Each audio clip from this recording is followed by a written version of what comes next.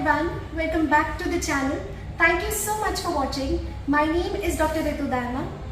आज मैं आप सबको एक बहुत ही अच्छी वीडियो प्रोवाइड करने वाली हूँ। आज हम आए हैं La Origin IVF centre which is near Rajouri garden metro station, जो कि है न्यू दिल्ली में। तो आज हम यहाँ पर इसलिए आए हैं क्योंकि आज हम बात करेंगे डॉक्टर युक्ति वधावन से, जो कि इस सेंटर की ओनर भी है और यहाँ की गायनेकोलॉजिस्ट भी है। तो आज हम बात करेंगे डॉक्टर युक्ति से और जानेंगे इस सेंटर की कुछ स्पेशलिटीज़ के बारे में कि यहाँ की सर्विसेज एंड फैसिलिटीज़ क्या है। कुछ क्वेश्चंस हम पूछेंगे मैम से इनफर्टिलिटी के regarding. So please do watch this video till the end. आप सभी जल्दी जल्दी कमेंट्स करके बताइएगा कि वीडियो आपको कैसी लगी, और अगर अच्छी लगती है तो प्लीज़ लाइक कर दीजिएगा वीडियो को, सब्सक्राइब कर लीजिए चैनल को और बेल आइकन को प्रेस कर दीजिए so you get notified every time we post a new video to the channel. तो चलिए हम बात करते हैं डॉक्टर युक्ति वधावन से। So hello everyone, we are here in La Origin IVF centre और हम बात करेंगे डॉक्टर युक्ति वधावन से। Ma'am is here. आज हमारे सारे क्वेश्चंस के आंसर देने के लिए डॉक्टर युक्ति यहाँ अवेलेबल है, हमें टाइम दे रही है and we are very very grateful ma'am कि आप हमारे लिए इतनी इम्पोर्टेंट और इतनी ज़्यादा सफिशिएंट नॉलेज आज इस वीडियो में शेयर करेंगे। Thank you so much and hello everyone, I am Dr. Yukti Vadhavan, La Origin IVF and gynaecology centre से। और आप सभी का शुक्रिया और डॉक्टर रितु आपका स्पेशली शुक्रिया कि आपने मुझे इतना काबिल समझा कि मैं इन सबको एजुकेट कर सकूं। Thank you so much ma'am. आपके एजुकेशन की क्या बात करें, क्योंकि लास्ट जो मीटिंग थी उसकी एक शॉर्ट वीडियो मैंने चैनल पर शेयर की है। जिन्होंने भी देखी होगी उन्होंने बहुत अप्रिसिएट किया इस चीज़ को। मैम बहुत अच्छी टीचर है और आज इस सेंटर पर हम मैम से जानेंगे कि ला ओरिजिन IVF सेंटर की स्पेशलिटीज़ क्या है, यहाँ की फैसिलिटीज़ क्या है और मैम किन किन चीज़ों में डील करते हैं। तो ma'am first you introduce yourself and this beautiful centre of yours. जी ज़रूर। सो मेरा नाम डॉक्टर युक्ति वधावन है। मैं प्राइमरली गायनेकोलॉजिस्ट हूँ एंड मेरी स्पेशलाइजेशन है फर्टिलिटी में और एस्थेटिक गायनेकोलॉजी में। ये सेंटर जो आप देख रहे हैं ये है La Origin IVF and gynaecology centre, Rajouri garden, new Delhi. ये बिल्कुल रजौरी गार्डन की जो रेड लाइट है मेट्रो स्टेशन है उसके एकदम करीब में है, वॉकिंग डिस्टेंस पे है। सो मैं बेसिकली हर तरह की लड़कियों को, किसी भी एज ग्रुप की लड़कियों को अटेंड करती हूँ, चाहे एक अडोलेसेंट एज हो या एक मेनोपॉजल लेडी हो। So all the age groups are covered here and all the patients are attended to. मैं यहाँ पे एक ही गायनेकोलॉजिस्ट हूँ, तो पेशेंट शुरुआत से एंड तक सिर्फ मुझे ही मिलेंगे। तो आप बेफिक्र रहें, ऐसा नहीं है कि आप हर बार जाएंगे और किसी और डॉक्टर से आपका कांटेक्ट होगा। आप जब भी आएंगे आपका वन पॉइंट कांटेक्ट मैं ही रहूंगी। सो हम ला ओरिजिन IVF सेंटर पे प्रॉपर्ली इक्विप्ड हैं। हमारे यहाँ सभी चीजें अंडर वन रूफ हो जाती हैं, जैसे कि आपके ब्लड टेस्ट हों, अल्ट्रासाउंड स्कैन्स हों, आपके कोई ऑपरेटिव अगर प्रोसीजर है, माइनर है या मेजर है, सभी प्रोसीजर्स यहाँ पे किए जाते हैं और पेशेंट को और कहीं जाने की जरूरत नहीं पड़ती। Everything will be taken care here only. And दूसरी इंपॉर्टेंट चीज ये है कि आजकल बहुत सारे IVF सेंटर्स हैं जैसे कि हम सभी जानते हैं। सो आई वुड से कि हमारा सेंटर जो है दैट इज एकदम अच्छे से इक्विप्ड है। जो भी टॉप मोस्ट स्टैंडर्ड्स हैं वो हम यहाँ मेंटेन करते हैं, चाहे वो इक्विपमेंट्स में हो, चाहे वो स्टाफ में हो, चाहे वो एयर क्वालिटी में हो एंड चाहे स्टेरिलिटी में हो। क्योंकि जो IVF लैब होती है that is like the heart of the IVF centre, क्योंकि सारे जो इम्पोर्टेंट प्रोसीजर्स हैं, जो एग्स और स्पर्म्स हैंडलिंग है, जो एम्ब्रियो हैंडलिंग है, वो लैब में होता है। तो वहाँ के जो स्टैंडर्ड्स हैं उनको एकदम टॉप मोस्ट लेवल पे मेंटेन करना बहुत जरूरी है। तो जो कि हम पूरी कोशिश करते हैं कि हम एयर क्वालिटी बेस्ट रखें। तो हमने यहाँ पे उस तरह से ही अपने सिस्टम्स मेंटेन किए हैं ताकि हमारी एयर क्वालिटी बाहर की एयर क्वालिटी से बहुत ज्यादा प्यूरिफाइड रहे, ताकि हमारे जो एम्ब्रियोज हैं और गेमीट्स हैं उनमें किसी भी तरह की कुछ इन्फेक्शन का या कोई प्रॉब्लम नहीं आनी चाहिए। तो ये सब हम मेंटेन करते हैं और आप लोग मेरी तरफ से इनवाइटेड हैं। आप कभी भी आना चाहें तो आप आके हमारे सेंटर पे विजिट कर सकते हैं। हम आपको we can give you a tour and आप देख सकते हैं कि हम किस तरह से मेंटेन करते हैं। इस वीडियो में हम लोग टूर अटैच कर देंगे, आप देख सकते हैं कितनी ब्यूटीफुल लैब है। ब्यूटीफुल के साथ साथ आप देखेंगे कि यहाँ लैब फैसिलिटीज स्टाफ बहुत अच्छा है, बहुत कोऑपरेटिव स्टाफ आपको मिलेगा। मैम बहुत ज़्यादा हम्बल है, हर एक पेशेंट को बहुत अच्छे से अटेंड करती हैं। एक चीज़ मैम ने यहाँ बहुत इंपॉर्टेंट कही कि मैम हर बार आपको मैम ही मिलेंगी, कोई चेंज डॉक्टर नहीं मिलेगा। तो हर बार आपने जो रैपो डेवलप की है मैम के साथ वो वैसे ही देने वाली है। अभी मैम ने हमें बताया कि मैम गायनेकोलॉजिस्ट भी है, तो जनरली लोग इस चीज़ को लेके बहुत ऑकवर्ड फील करते हैं कि आईवीएफ सेंटर में हमें सिर्फ उन कपल्स को आना चाहिए या उन महिलाओं को आना चाहिए जिनको कंसीव करने में, जिनको बच्चे से रिलेटेड कोई प्रॉब्लम है, बेबी कंसीव करने में कोई प्रॉब्लम आ रही है। लेकिन यहाँ पर एक बेनिफिट आपको, एडिशनल बेनिफिट बोनस मिलेगा कि मैम सारे गायनेकोलॉजिकल केसेस देखती हैं। दैट मीन्स सभी लेडीज को, लड़कियाँ जो प्यूबर्टी के एज में है, मेनोपॉज तक, जब तक आपका जो है महीना या मेंसेस मेंस्ट्रुअल साइकिल बंद होते हैं, उसके बाद भी अगर आपको कोई प्रॉब्लम्स हो रही है तो भी आप मैम से आके मिल सकते हैं। तो इसके लिए आपको कोई डाउट नहीं रखना कि लाओ विजन आईवीएफ सेंटर में सिर्फ उन्हीं लोगों को जाना है जो कि कंसीव नहीं कर पा रहे हैं। अब हम मैम से जानते हैं कि मैम आईवीएफ सेंटर में क्यों और कब वो हाई टाइम होता है जब किसी भी कपल को या किस महिला को, किसी भी मेन को आना चाहिए। एक और क्वेश्चन यहाँ ऐड करना चाहूंगी कि मेन जनरली सोशली रेस्ट्रिक्टेड होते हैं कि हम में कोई प्रॉब्लम तो हो ही नहीं सकती, फीमेल में ही कोई प्रॉब्लम होगी तभी वो कंसीव नहीं कर पा रही है। तो यहाँ मेंस के लिए आपके पास क्या स्पेशल फैसिलिटीज है, प्लस आईवीएफ सेंटर में कब और क्यों एक व्यक्ति आए? जी, this is very very important. आजकल ना बहुत कॉमन हो गया है। ऐसा बोलते हैं कि fertility problems are rising. Why are they rising? क्योंकि आज का माहौल ऐसा है, एज एट मैरिज बढ़ रही है, पोल्यूशन इतना है, हमारा यूज ऑफ गैजेट्स इतना है, हमारा लाइफस्टाइल हेल्दी नहीं है, हर कोई काम में इतना स्ट्रेस्ड आउट है, जो भी स्पेशली जो कॉर्पोरेट कल्चर में है, एमएनसीज वाले हैं या स्मॉल बिजनेसेस में भी हैं, तो स्ट्रेस लेवल्स बहुत हाई हैं। उसके साथ साथ एडिक्शंस बहुत हैं आजकल, स्मोकिंग, अल्कोहल बहुत ही ज्यादा कॉमन है। और ऐसा मानती हूँ मैं कि ना वो एक सोसाइटी का चलन सा बन गया है। तो बहुत सारे लोग जो पहले इन एडिक्शंस पे नहीं थे, लेकिन देखे देखी में ही बहुत ज्यादा एडिक्ट होते जा रहे हैं, जानते हैं कि हानिकारक है पर फिर भी उस तरफ जाते हैं। जी, तो ये सारे रीजंस जो इन टोटलिटी हैं, ये सब एड ऑन होके, and plus the medical disorders जैसे कि diabetes is on the rise, चाहे वो लड़के हों चाहे लड़कियां हों, फैमिली हिस्ट्री में आ रहा है, पेरेंट्स की हिस्ट्री पे आ रहा है, तो कपल में भी आ रहा है, राइट? तो डायबिटीज बढ़ रहा है, इसी तरह से बीपी के इश्यूज हैं, थायराइड की प्रॉब्लम बहुत ज्यादा बढ़ रही है। और लड़कों में स्पेशली जो लड़के एक्सेसिव जिमिंग करते हैं, बहुत ज्यादा एक्सरसाइज की हो या उन्होंने सप्लीमेंटेशन ली हो, उन्हें ये नहीं मालूम कि उस एक्सेसिव एक्सरसाइज का उनके टेस्टिकल्स पे, उनके स्पर्मेटोजेनेसिस पे, जो स्पर्म फॉर्मेशन है, उस पे कितना ज्यादा एडवर्स इफेक्ट होता है, ये वो नहीं जानते हैं। तो इन्हीं सब कारणों की वजह से आजकल फर्टिलिटी जो है वो हैम्पर हो रही है, डिक्रीज होती जा रही है। सो क्या हो रहा है, बेसिकली मैं आपको पहले बताना चाहूंगी इनफर्टिलिटी यानी कि आप बेबी कंसीव नहीं कर पा रहे। ये कभी भी एक पार्टनर की वजह से नहीं है, this is a couple thing. इसमें हस्बैंड और वाइफ दोनों इक्वली भागीदार हैं, राइट? तो ऐसा नहीं है कि सिर्फ फीमेल कॉजेज हैं और मेल बिल्कुल ठीक है, दोनों ही इक्वली रिस्पॉन्सिबल हैं इनफर्टिलिटी के लिए, और दोनों ही में कॉजेज हो सकते हैं जो एक कपल को हम इनफर्टाइल या सब फर्टाइल में कहना चाहूंगी, ऐसा लेबल कर देते हैं। और दूसरी चीज, जैसे मैम ने बताया, आजकल का लाइफस्टाइल है, गैजेट्स हैं, स्मोकिंग है, तो इन जो हम जो ऐसा चाल चलन है आजकल के सोसाइटी का, हाँ, सो कॉल्ड जो ट्रेंडिंग है, ये सब बहुत बड़े कॉन्ट्रीब्यूटर्स हैं इनफर्टिलिटी इश्यूज के लिए। सो मैं ये सजेस्ट करूंगी अपने सभी व्यूअर्स को, जरूरी नहीं है कि आपने प्रिलिमिनरी अपना सब ट्रीटमेंट यहाँ वहां जाकर ही कराना है।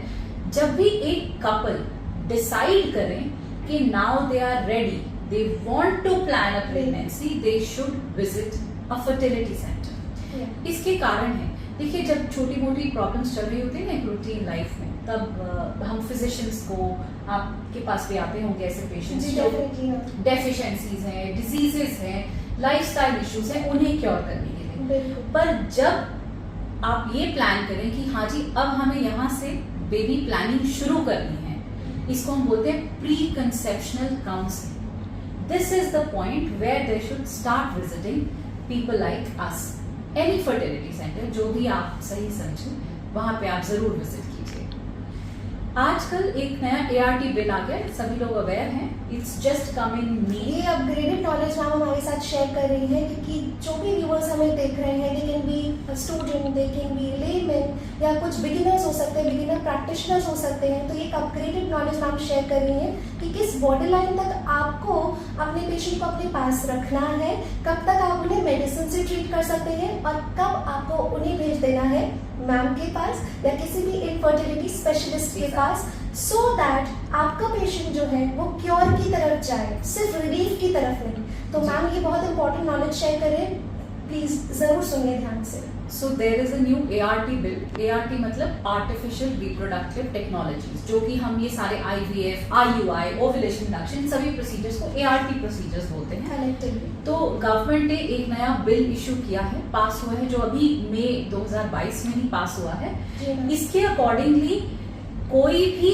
फर्टिलिटी पेशेंट, इवन अगर हम बोले कि एक हिस्ट्री टेकिंग है तो बेसिक चीज है, हम किसी भी डॉक्टर के पास जा सकते हैं, वो भी उसके लिए भी रजिस्टर करना जरूरी है।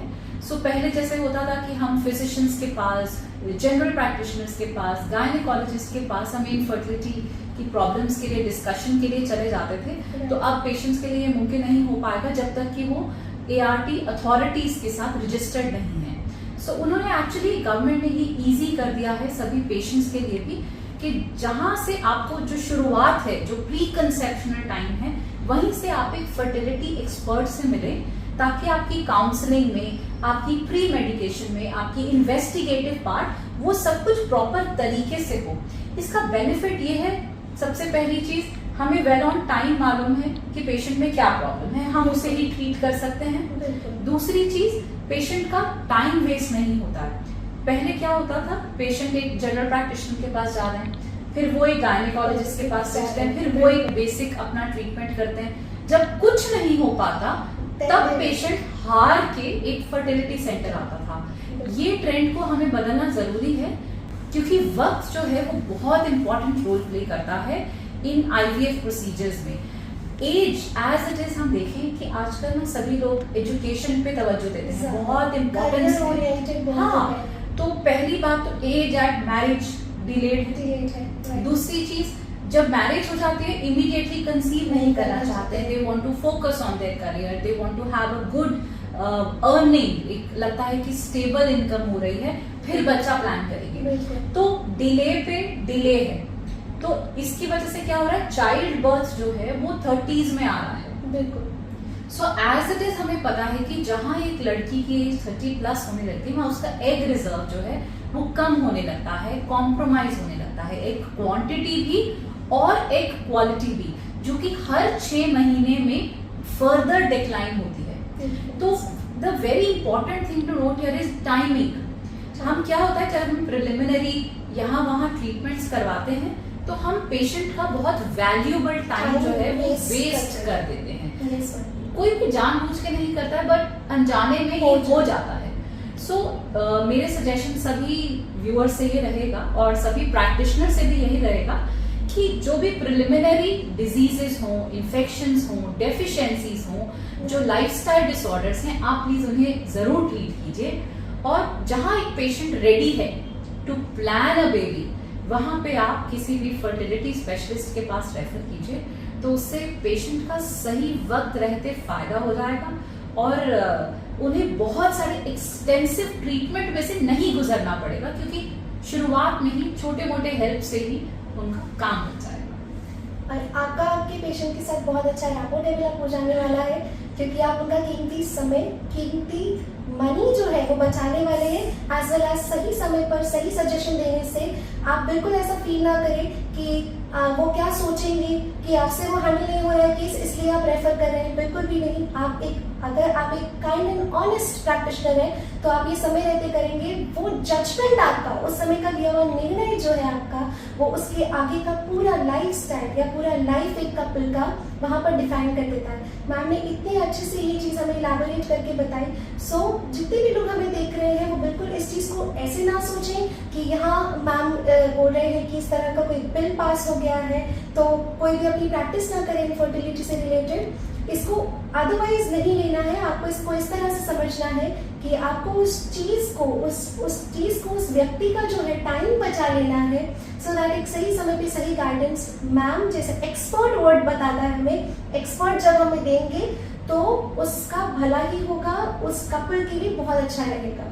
इसके अलावा नेक्स्ट क्वेश्चन जो मेरा मैम से है वो, मैम जब IVF सेंटर में आपके पास पेशेंट्स विजिट करते हैं तो मेरा क्वेश्चन था कि मेल्स के लिए या काउंसलिंग के लिए क्या फैसिलिटीज हैं आपके पास? जी, so we have separate counsellors. हमारे पास एक स्पेशल साइकोलॉजिस्ट हैं जो हमारे ऑन बोर्ड हैं, वो डॉक्टर हैं, स्पेशलाइज करते हैं। तो एक होती है हम करवाते हैं कपल काउंसलिंग।